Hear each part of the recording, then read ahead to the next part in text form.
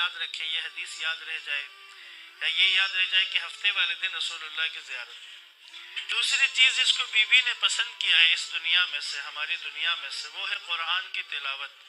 قرآن کی تلاوت be be کا ایسی مستقل عادت ہے، حتیٰ آج جو آخری دن تھا بی بی کا، بی بی اس دنیا سے قرآن کی تلاوت کرتے ہوئے رخصت ہوئی۔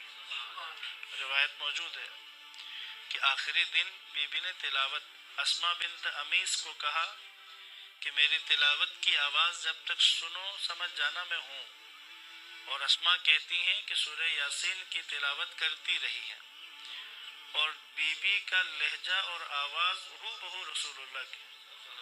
تیسرا بی بی نے کہا راہ خدا میں انفاق کرنا، اللہ کی راہ میں خرچ کرنا پسندیدہ عمل ہے بی بی کا۔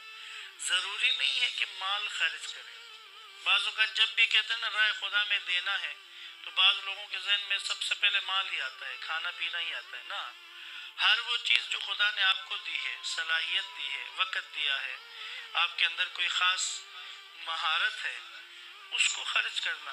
اچھا مشورہ دینا بھی انفاق ہے، مخلص ہو کر کسی کو اچھا مشورہ دینا انفاق ہے۔ آپ نے کسی کام میں نقصان اٹھایا ہے، ایک رستے پہ آپ گئے، آپ کو معلوم ہے کہ یہ رستہ خراب ہے، کسی دوسرے کو بتانا کہ یار یہ رستہ خراب ہے وہاں سے مت جانا، انفاق ہے، یہ بھی انفاق ہے۔ خرچ سب چیزیں ہیں۔ وقت دیا کسی کو، کوئی بندہ تکلیف میں ہے، کوئی بندہ دکھی ہے، اس کے پاس جا کے بیٹھے، اس کا دکھ درد بانٹا۔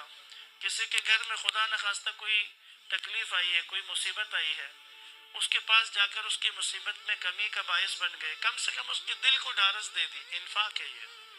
تو بس جو بی بی نے کہا کہ مجھے اللہ کی راہ میں انفاق پسند ہے، تو انفاق مال کا بھی ہے، انفاق جان کا بھی ہے، انفاق وقت کا بھی ہے، انفاق مہارت کا بھی ہے، انفاق صلاحیت کا بھی ہے۔ آپ اگر پڑھے لکھے ہیں، آپ کو کوئی سبجیکٹ اچھا آتا ہے، آپ اپنے دن میں سے آدھا گھنٹہ اپنے ہمسائے کے آس پاس کے بچوں کو آدھا گھنٹہ اگر کسی کو وہ سبجیکٹ سکھانے کے لیے دیتے ہیں، انفاق ہے یہ۔